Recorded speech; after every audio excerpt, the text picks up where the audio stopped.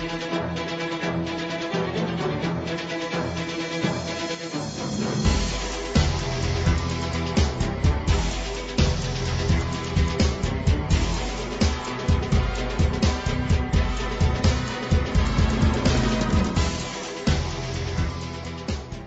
everybody, to the NFL Show on the Grueling Truth Sports Network. The NFL Show is brought to you by BetNow.eu. Make sure you use the promo code TRUTH100 to get a cashback deposit on your first deposit.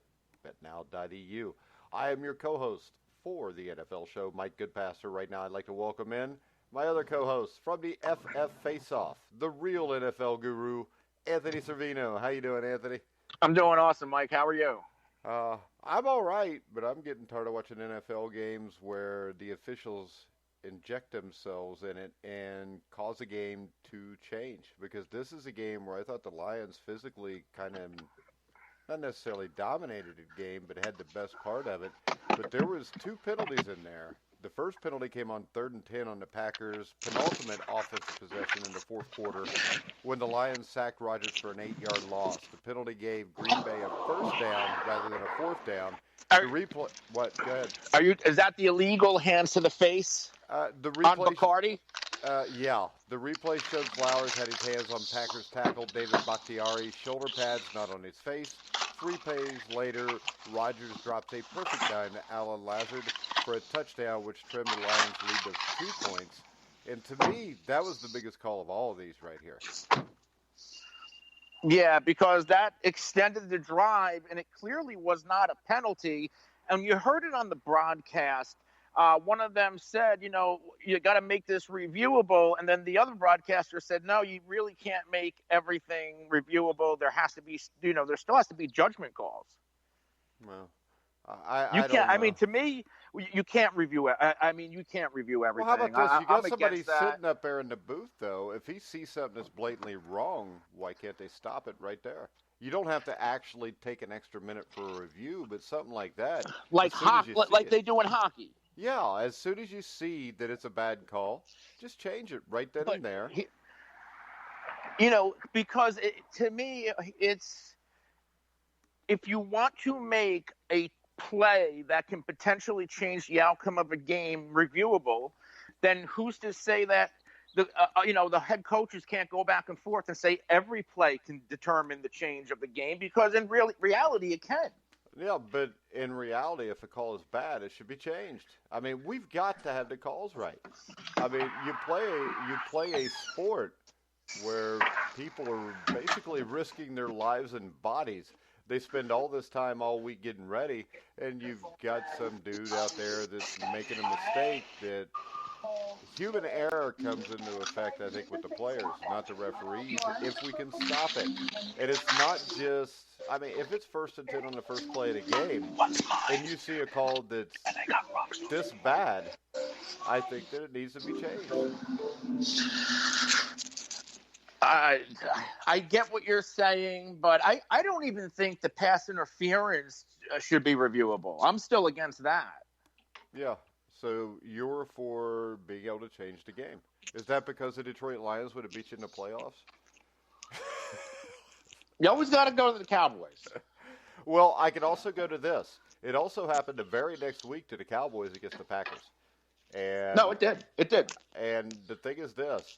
The Green Bay Packers seem to get the preponderance of the calls when it comes to a game being on the line, especially in a big situation. And we know the Green Bay Packers are good for business, if you know what I mean. To the referee's defense, how many times do we see a bad call and then on a play or two later, they give it right back? But that makes it even worse. So they try. They try to That makes it worse, though, because that means they screwed up a call, and they're going to screw another call up to make up for the call they just screwed up. So I would rather have the call changed immediately. I mean, right there, they could have called down and just said no penalty. And it's 4th down. No harm's done. We don't have to try to make up for it then. How many full-time refs do we have right now, or are they just still not all full-time? I don't know. Let's look that up real quick. But the NFL, I think the head referee is full-time, aren't they? But they all have to be. Yeah, they all should be. Even go back to that first or second drive when Detroit, I think it was in last night's game or maybe one of the Sunday's game where one referee was signaling touchdown, the other four saying no. All right, how about this? I can tell you this. In 2017, there were 21 full-time NFL officials. 2018, there were 24 full-time officials. So there's not that many full-time game officials right now. I mean, it's not like the NFL doesn't have the revenue. They're a billion-dollar industry. Fantasy football makes, they bring in more billions. You got to hire full-time refs across the board. Well, I think this also, with legalized gambling spreading, I think it's even more important that the NFL create an impression that it's doing everything it can to ensure that officials get as many calls right as possible. If you know what I'm saying. I mean, that's a really good point. I mean, because right now, my first thought is somebody texted me last night what had happened. He's a Lions fan. He's like, well, I wonder if the officials were being paid off. And my first thought was, I wonder if the officials had money on the game. Oh, I don't know. I'm not going to cross that bridge. I don't think like that. I like to think that people still have integrity. No, in the NBA, you had a couple officials busted for doing this. Tim Donaghy, where they found out he point-shaved in 24 games, and he ended up being fired for it. And there was other referees that were involved in that also. And I know that the NFL has shelved full-time officiating as part of ongoing labor discussions with the NFL Referees Association. And this means that the NFL officials will revert to being part-time employees. This was an article before this season. So everybody is part-time again. And I think it's undoubtedly it's a bargaining tactic by the NFL, which showed in 2012 that it's more than willing to compromise the quality of officiating and in turn the integrity of the game here, Anthony, by locking out the officials and hiring replacements. Well, at one time, and you know this, NFL players, they work jobs in the offseason, much like a lot of these officials. Like they would bring in Ed Hockley, and before he retired, they would mention that he was an attorney and what these, just like NFL players do this job as their job year round. If the referees were treated the same and they can get over the collective bargaining agreement or whatever, union that this could affect, get these referees full-time, and I think we will start going in the right direction. Well, full-time, and then you'd pay them. Right, exactly. They shouldn't be, working as a deli clerk during the year and then go work an NFL game. And I'm not saying they're a deli clerk. I'm sure they're all attorneys and stuff like that. But focus on, watching film all year round. Make that your job. Okay, the average age of 121 officials in the NFL is 51 years old. They earn between $4,000 and $10,000 a game. Now, the problem with that is it's kind of like the 1919 World Series. The White Sox players felt they were being underpaid, so some of them were willing to take money because they could make more money that way than they could actually playing a fair game. Okay. But I'm not going to... Hold on, I found a Money Magazine reports that NFL officials in 2019 make about $200,000 a year, and that they receive a defined contribution 401k plan with an annual deposit of $18,000 and a partial matching contribution. To me, $201,000 for the entire year is fairly low when you consider how much money the NFL makes and how much the players are making. Do you think that? I don't believe so. I think that's more than fair. I think it's low. Why is it fair? I mean, So you think these officials need to be making $500,000? Why not? I mean, how important is it to you to have the best officials? How important is the integrity of the game here?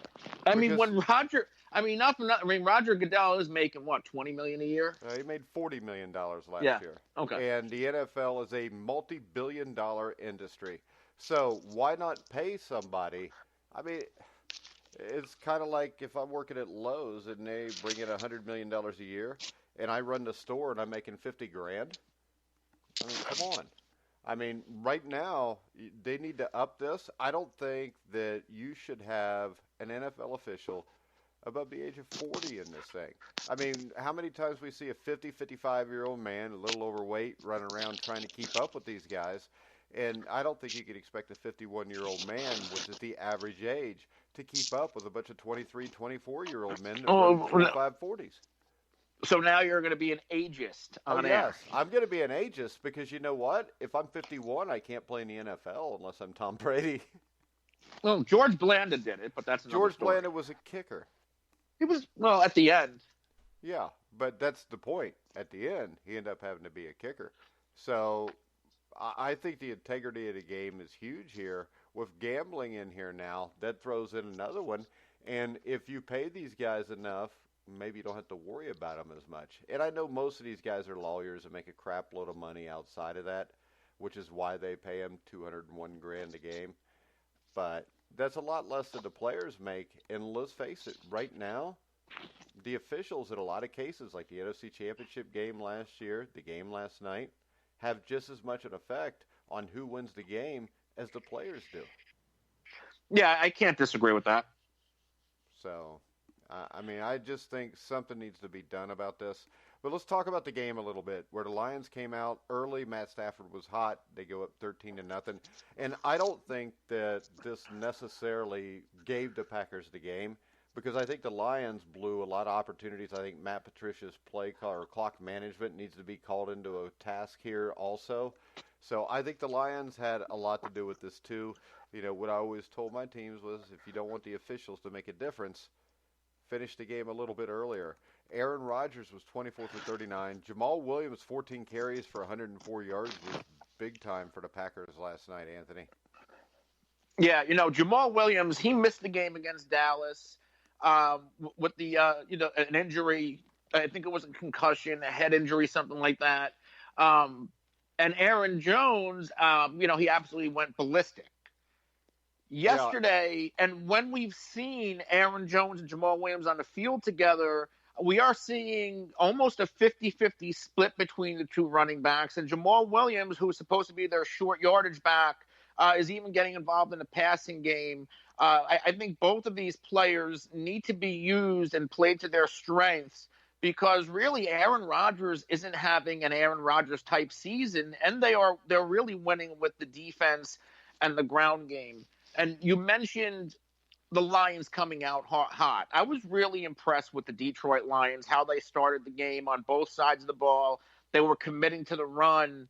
And you can run on the Packers. I feel like they went away from Kerryon Johnson. Like that was the type of game where Kerryon Johnson should have had minimum 25 touches. Yeah, and Kerryon Johnson only had 13 carries for 34 yards. And it's not like you're the Kansas City Chiefs, a couple weeks ago against the Colts, you fall behind, so that's your excuse to throw the ball. They were up 13-0 and did not run the ball enough. They totaled, if you take away Matt Stafford's runs, which weren't necessarily designed, you had a total of 17 runs. You had 32 passes. And in a game where you led most of the game, that doesn't make a whole lot of sense to me. No, and it's exactly what the Kansas City Chiefs did, having that lead on Houston last week. They abandoned the run with the lead, and I like Matt Stafford. I think he is definitely an NFL starting caliber quarterback. I don't know if he could bring a team to the promised land, but he didn't have to drop back as much as he did. No, and I think he's good enough to take a complete team to the promised land where you can run the ball. There's not many quarterbacks that can put up huge stats if they have no threat of a running game. And Matt Stafford didn't play poorly. He was 18 for 32, 265 yards, no interceptions, but no touchdowns also. Kenny Golladay is a guy that really impressed me, 5 receptions for 121 yards. But I expect they need more production from T.J. Hawkinson and Marvin Jones. Yeah, I think a lot of it could be Darrell Bevell's play calling and play design. So what do you not like about his play calling and his play design? Other than he doesn't run the ball enough. I don't think they're getting those other two players you mentioned involved enough. It's a lot of Kenny Golladay, a lot of shifting the running backs in and out. J.D. McKissick and Kerryon Johnson, they'll put in Ty Johnson, the rookie, here and there, but they're not getting Marvin Jones, former Cincinnati Bengal. He's put up big-time numbers with Matt Stafford before. And now that they have a T.J. Hawkinson, a couple of years ago, I forget who Jim Bob Cooter. He was their coordinator up to last season. Not so much last year because they lost Ebron, but when Ebron, in the first couple of years of his career, he was getting 60 to 70 targets a season. Now, he wasn't doing his part. He was dropping a lot of balls, but they were at least featuring the tight end in the passing game and in the red zone, and we are not seeing that with Hawkinson, who's being touted as the second coming of Gronk. Yeah, so far he's not. So that's what I don't like about the play calling.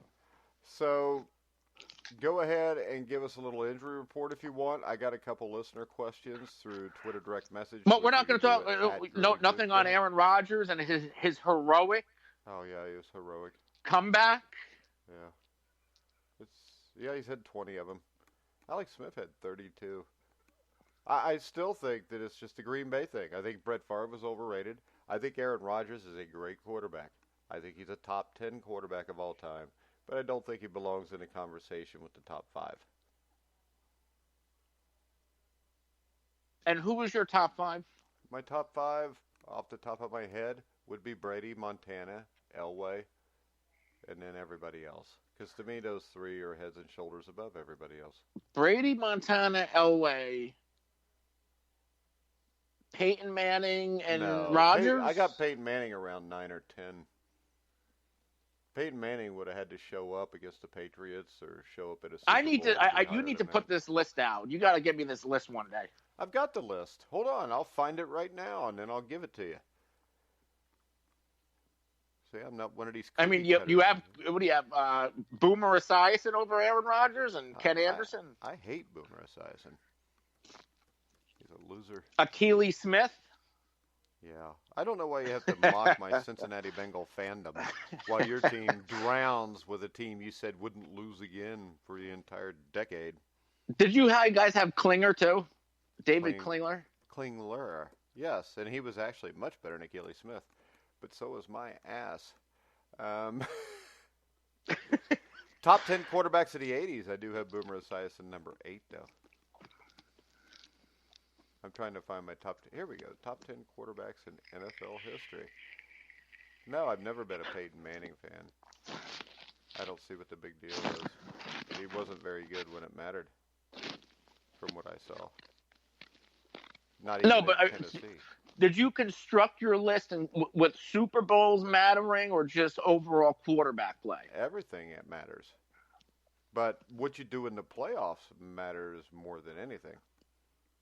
Like you have, Terry Bradshaw has 4 Super Bowls. Terry Bradshaw's in my top 10 because Terry Bradshaw was a big-time game player and he made big-time plays. And every one of the 4 Super Bowls that Terry Bradshaw won, Terry Bradshaw threw a touchdown pass in the fourth quarter. There's a stat for you. That's pretty good. And all 4 of those games were in doubt going into the fourth quarter. So I think this. I think this is the thing to me, my top 10 quarterbacks, and especially the Brady, Montana, Elway, it's not about necessarily how many Super Bowls they won, but the thing that stands out to me is those are the 3 guys that if the game was 2 minutes left and I got to go 90 yards to win the Super Bowl, those are the 3 guys I want.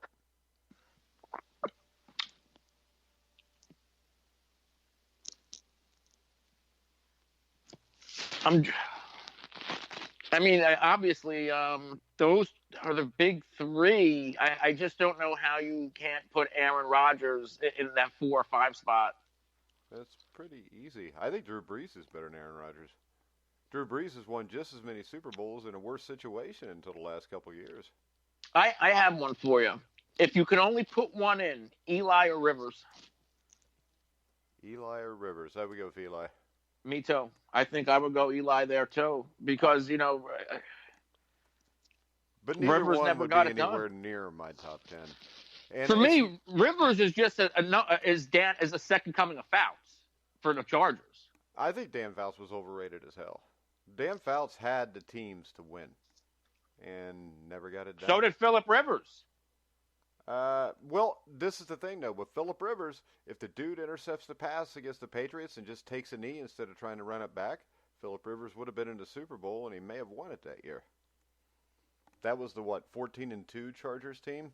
Where they had the Patriots. Yeah, they had the Patriots beat. I mean, they're up 17-14. They intercept. What year was that? Like 07 or 08? Somewhere around there. But they had beaten Peyton Manning in Indianapolis to get to that game, I think. But they intercept a pass, and instead of taking a knee after he intercepts it, he tries to run it back. And then all hell breaks loose because he fumbles the ball, and then Tom Brady gets it back and wins the game.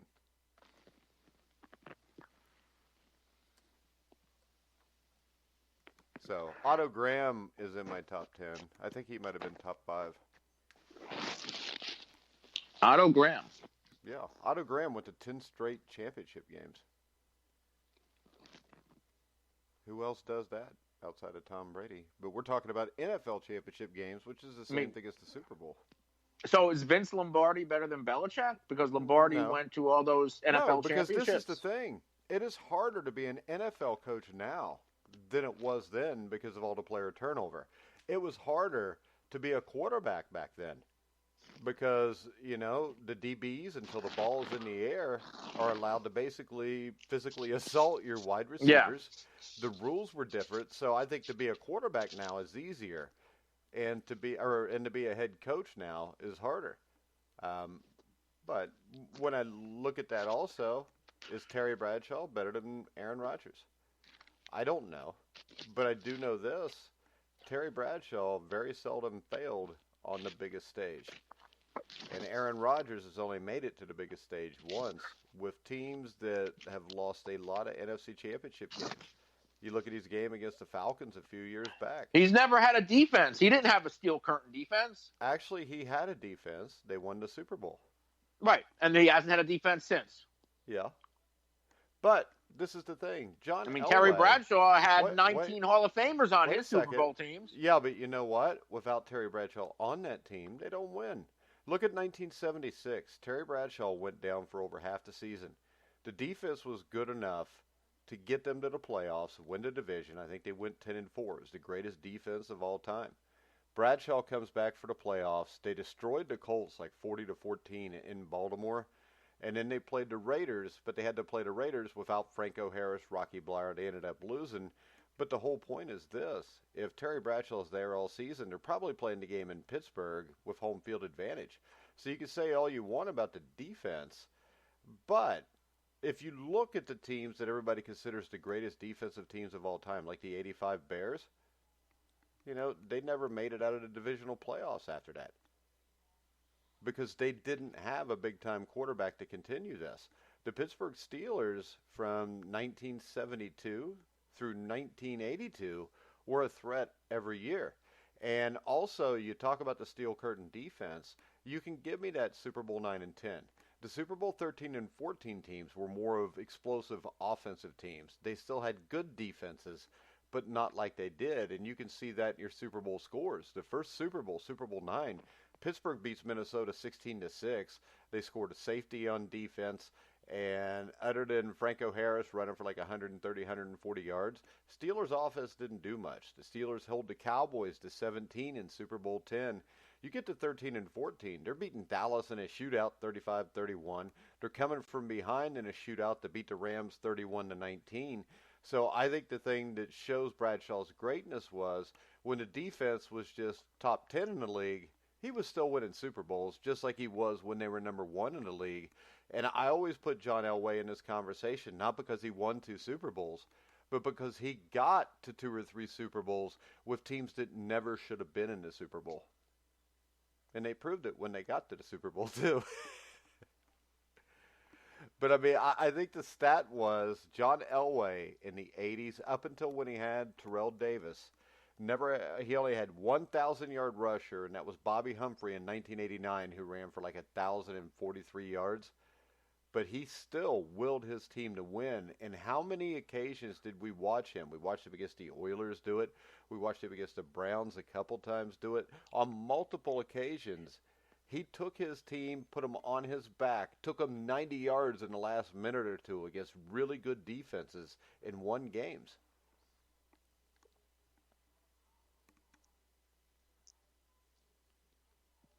So there. Is Aikman in your list? No, right? Aikman, he is at the bottom of my top 10. And like I've said before, the only reason he is not top 10 or not top 5 or 6 is because he didn't have that defining drive in a big situation. I mean, to me, we've seen Brady do this multiple times. We saw Montana do it, to catch 1981, drove the length of the field to beat the Cowboys. We saw him do it in Super Bowl 23. With John Elway, we saw him do it Super Bowl 32, where the game's tied. He takes his team down and scores a touchdown. Brett Favre gets the ball back and goes 4 and out. To me, that right there tells you everything you need to know about who was better between John Elway and Brett Favre. Terry Bradshaw with the long touchdowns at the end of the games. Otto Graham with 10 straight championship games. And the thing about Otto Graham is, especially at the start of his career, the ball was a little fatter. It was harder to throw. And really, Otto Graham, to me, with Sid Luckman and Sammy Ball, were the first 3 true quarterbacks in NFL history. Interesting. Because you could watch Otto Graham throw a ball on video, and there's no reason to believe he couldn't throw a ball today when you see that video. But you could watch, I don't know, who the hell is it? You could watch the quarterback of the Packers throwing to Don Hudson, and that guy's throwing rainbows to Don Hudson. He doesn't look like he would translate to today's game. Guys like Sammy Ball, Sid Luckman, Otto Graham, I think the way they threw the ball translated to today's game, and it would have been easier for them because of the lack of harassment from defensive backs and what's allowed today or what's not allowed today, which was allowed back then. And I think Dan Fouts is overrated as hell. I think Jim Kelly is overrated as hell. I think Dan Marino is overrated. I think he was one of the greatest passers of the football that ever lived.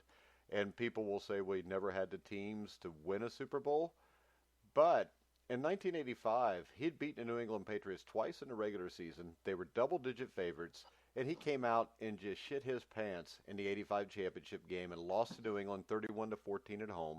In 1992, they were the number 2 seed. I think the Steelers were number 1, but the Steelers got upset by the Bills. Dolphins hosted the home championship game, were a 4 or 5 point favorite. Once again, he craps his pants. They only scored 10 points. I think he threw a combined 5 or 6 interceptions in those 2 games. So it's hard for me to believe that a guy who has home field advantage in the championship game shouldn't have a good enough team to win that. And it's the same thing with Peyton Manning. How many times did Peyton Manning lost to Phillip Rivers at least twice in the playoffs, once at home against Charger teams that were double-digit underdogs.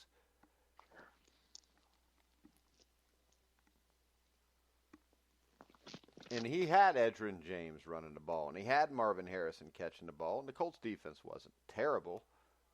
So yes, it was. No, the Colts defense, if it was terrible, never would have won a Super Bowl. They had one player, Bob Sanders. That was it. So you don't think Dwight Freeney was that good? Robert Mathis? Yeah, all right. Still, the defenses weren't great. Yeah, but they weren't bad. Their defenses were never ranked like in the bottom half of the league. They were usually in the middle. And in the middle is where the New England Patriots were for a couple of the Tom Brady Super Bowl wins. Because remember, those first couple Patriots teams won because of defense. But even with that defense, Tom Brady, as basically a rookie, got the ball on his own 10-yard line and made 4 passes that got them in field goal range to win the Super Bowl. Yeah, but not everybody's Tom Brady. Not everybody has Bill Belichick, but this is his defensive mind either. If we're talking about a top 10 quarterbacks of all time, then you're compared to Brady, Montana, and Elway. And I think in those comparisons, Aaron Rodgers comes up well short. And actually, in my top 10, I don't even have Aaron Rodgers in it because I don't think I included active players. But I'm not sure I might have. But to me, I'll take Drew Brees over Aaron Rodgers also. I think he's more consistent, and he's less prone to make a bad error, which we saw against Atlanta in the championship game with a big lead. he made a few errors, and the Falcons came back and beat him to go to the Super Bowl.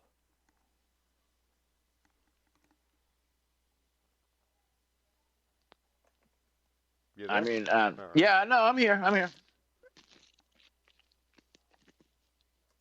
And you can disagree with me, but I just think those top three guys are well ahead of everybody else. Whoever you want to put wherever, I'm good with. But I really think Otto Graham deserves to be in that top five. And he played what in the, not that it matters, but like what, 30s, 40s, right? No, he played in the 50s and 60s. He was late 40s to late 50s. He started off, they played in the AAFC, which was the All-American Football Conference. I think he won a couple championships there, and then the team moved to the NFL. And I remember the first game that Cleveland Browns team played was against the Philadelphia Eagles in 1949, I think, or the Rams. It might have been the Rams, whoever had won the NFL championship. And it was kind of like that Super Bowl III thing where everybody thought the Browns were going to get their doors blown off. And the Browns actually, I think, went to L.A. and beat the Rams like 30-28. And then they went on to make it to 6 straight championship games after that. So we're not talking about 1930s or 1940s. We're talking about basically the 1950s, which to me is where the NFL started to evolve, where you could throw the ball. Because that Rams team of the late 40s, early 50s, Bob Waterfield, was a team that was scoring. Hell, I think they had the scoring record all the way up until the Rams team won the Super Bowl of Kurt Warner in Super Bowl 34. I mean, so they held that record for a half a century on points scored.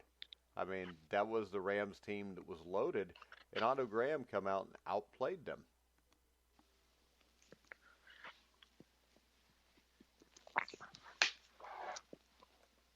That's interesting. See? You're just too young to understand, Anthony. I mean, I go back far, not that far. Well, see, I think Bart Starr is a guy that's in my top 10. I think Bart Starr was immeasurably better than Aaron Rodgers. Aaron Rodgers may throw the ball better, but Bart Starr. But that's what it is. Like Aaron Rodgers, as a quarterback, physicals, traits, and everything else. Like I don't know if I've ever seen anybody better play. If you go physical traits, maybe Dan Marino just throwing the ball. But you know, the other thing, I could give you a couple stories about Otto Graham. Because I wrote an article when we first started the website, but he didn't even start playing football until his sophomore season at Northwestern, where he just walked on the team. And he walked on the team without ever playing football. It was the starting quarterback 2 weeks later.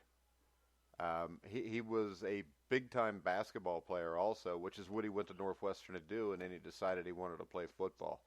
The other thing about him, NFL All-Anniversary team, 75th All-Anniversary team. I think he was on the All-Decade team as the quarterback in the 50s. Yeah. And the other thing, this 10 straight years in the championship game wasn't just 10 straight years in the championship game. He won 7 of them. Wow. And he still owns an NFL record that I don't think will ever be touched, because he's got a record of 9 yards per attempt, an average of 9 yards that I don't think will ever be touched by anybody. Because, number one, they throw the ball a lot shorter nowadays. I think Roger Staubach's a guy that's got to be on that list somewhere. The thing that hurts him is Terry Bradshaw. Who else we got? Dan Marino. Yeah. I've heard some stories about Dan Marino from former players that makes me not really think of him as a top 10 guy, to tell you the truth. You got Johnny. What, like character off the field stuff? Yeah, we'll just leave it at that. But I got a buddy that used to play for the Dolphins, played for them for 5 or 6 years, and I've got some stories, but I'll keep them to myself for now. I know that if you've listened to the show for 4 or 5 years, you've probably heard a few of them slip out, but we're going to leave it alone today. Anything else about the quarterbacks? No, we can go to finish up with the news.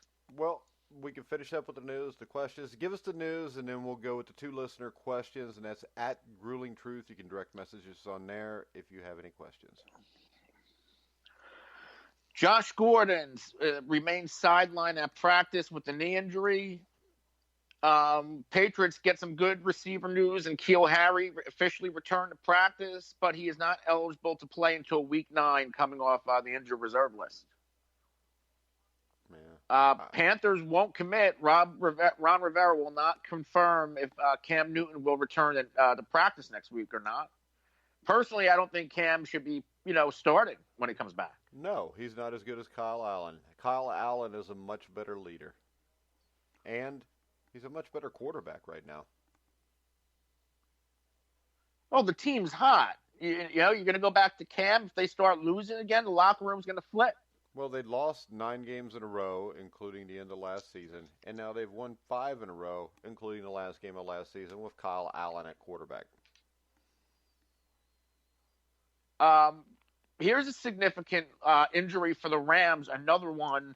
Left guard Joseph Noteboom tore his ACL and his MCL.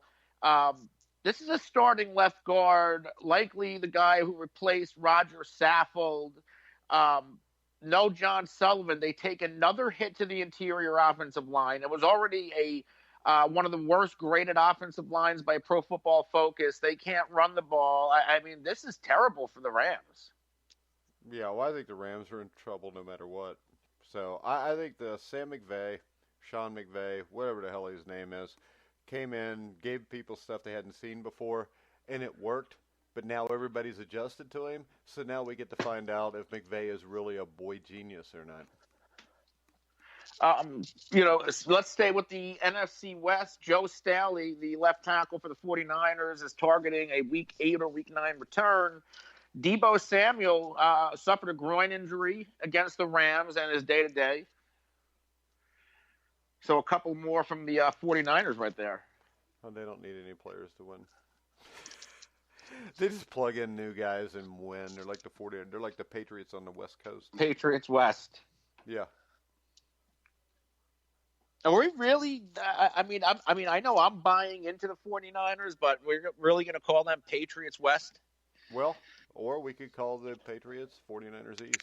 I mean, that's one of the questions we got from a listener here, if you got nothing else. But Andy, at Andy Bid, wants to know who Anthony thinks is the number 1 team in the NFL right now. Is it the Patriots or somebody else? I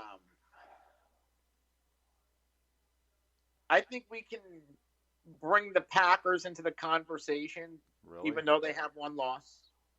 I think the Patriots are deserving to be there, and the 49ers are deserving to be there. But really, for me, it's the 49ers because, I'm a Cowboys fan, and the Cowboys are missing both of their tackles. The 49ers are missing both of their tackles and their fullback, who can do a lot for that offense. He can catch passes, he blocks, and they're still running the ball, committing to the run and running effectively. Yeah. And they can play, they invested high draft capital and a lot of money into that defense. They're staying healthy and they're playing well. I think they're a little bit more complete than New England. I think they're a lot more complete than any team in the NFL outside of maybe the Minnesota Vikings. The Vikings? Yeah. What do the Vikings not have? If Kirk Cousins is going to play well, they've got a big-time running game. The offensive line has played well. Their defense is smothering. That sounds like everything the 49ers do. But Kirk Cousins doesn't always play well, but neither does Jimmy. Well, this is the thing. That's kind of what I mean. But they have complete teams. And my question is, since they have complete teams, we've seen Kirk Cousins kick it up. And he has stepped up to the level that his team is playing at. But Cousins always chokes in the big game. When has he played a big game? Any big game he's played in. You talking playoffs? He can't even make it. I mean, he's been to the playoffs and lost. But any game that could determine a division, could determine a wild card spot, anything that could turn around how many season, times has Kirk he had Cousins chokes every time. Who did he lose to? Did he lose to teams that were better than his team? Because I think this is different. If he blows it with this team, you could say he choked. But I don't think... Look early in the season against Green Bay. How about this? That's early in the season against Green Bay. They lost the game. They should have won the game. He played like crap. I wouldn't call that a big game. We heard the same thing, a quarterback we talked about, John Elway. I used to have to defend him until the 2 Super Bowl wins because everybody's like, well, he lost every time he was in the Super Bowl, and he lost bad. But the point is this. Every Super Bowl he got to, the other team was infinitely better. And I don't remember a time, really, playoff-wise or anything else, where I thought Kirk Cousins had the better team. Kirk Cousins has the better team now. If he chokes now, then you can label him a choker. But I think that's yet to be seen. And the same thing with Jimmy Garoppolo. Jimmy Garoppolo hadn't really had a chance to play a big game yet. So right now, I think the 49ers are the best team in the NFL. That's what I put on my NFL power rankings. And I've got Minnesota, I think, at number 4. I got Minnesota ahead of Green Bay because I think they're a more complete team. I think they're better. And I think when they play in Minnesota, Minnesota will beat them. I mean, Green Bay was lucky they beat them the last time, and Minnesota did not play well by any measure.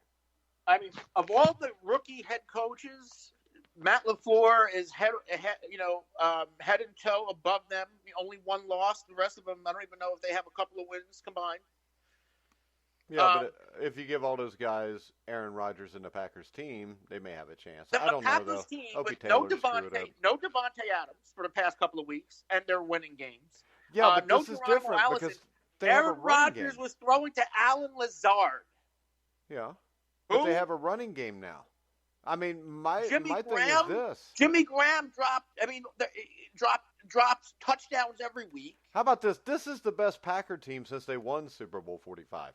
I don't care how many weapons they have. I agree. They're a much and better Aaron defensive Rodgers team, and they can run the getting ball. Going yet. They're the best Packers team, and Aaron Rodgers isn't even getting going yet. And I would guess that he may not because of the coach that's calling the plays. I mean, I don't see a real flow here. What I see is they'll predominantly run the ball, but I don't think they're getting Aaron Rodgers in any kind of a flow. I'd be happy with their 4-1 or 5-1 flow in Dallas. Well, yeah, because Dallas I'd be sucks. happy with that no flow. I'd be happy with that no flow. Just 3 weeks ago, all I had to hear about is how the Cowboys were going to lose again this decade. I don't know if they're going to win this decade. I'm hoping they don't, because my team probably won't either. And I'm not going to bring up who my team is because it's embarrassing. Next question. What team in the AFC, this is from Carl Landau, what team in the AFC poses the biggest threat to the New England Patriots?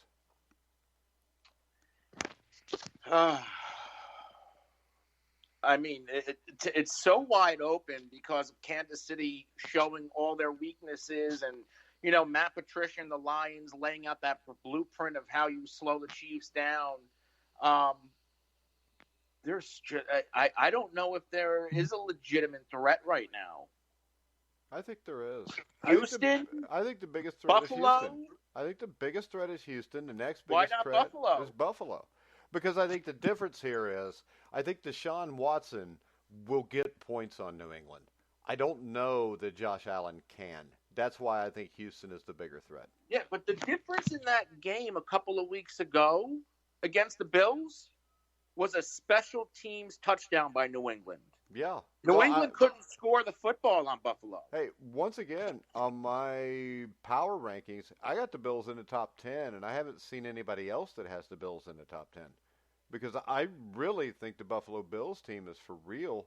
And we both talked about it at the start of the year. We thought the Bills or Jets, one of them would make the playoffs.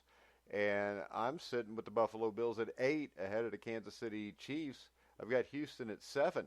The scary thing here is, out of the top 6 teams, 5 of them are in the NFC on my list. I mean, the NFC playoffs are going to be tough. I mean, you got San Francisco, New Orleans, Minnesota, Seattle, and Green Bay. I mean, what if the Rams turn it? You can make the case. You can make the case for almost everybody but Washington and Atlanta to make a run. I don't think you can. I don't think you can make the case for Chicago. I don't think you got the offense. I don't think you can make the case for Dallas because they've got Jason Garrett.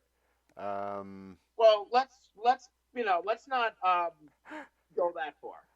Let's go that far. I'm not ready to bury the boys yet.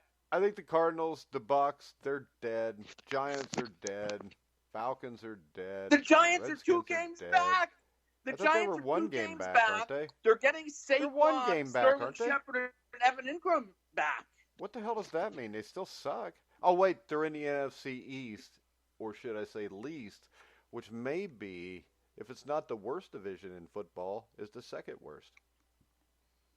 I'm saying you can't. I mean, I would. Yeah, I can, because the Giants can't win more than 6 games, no matter what they do. And that gives them only a 50% chance to win that division. And the Eagles are going to win that division anyways, the way I told everybody to start. So, I still think Dallas can do it. Yeah, they could if they fired Jason Garrett. They started 3-5 last season, and then Dak went 8-1 down the stretch.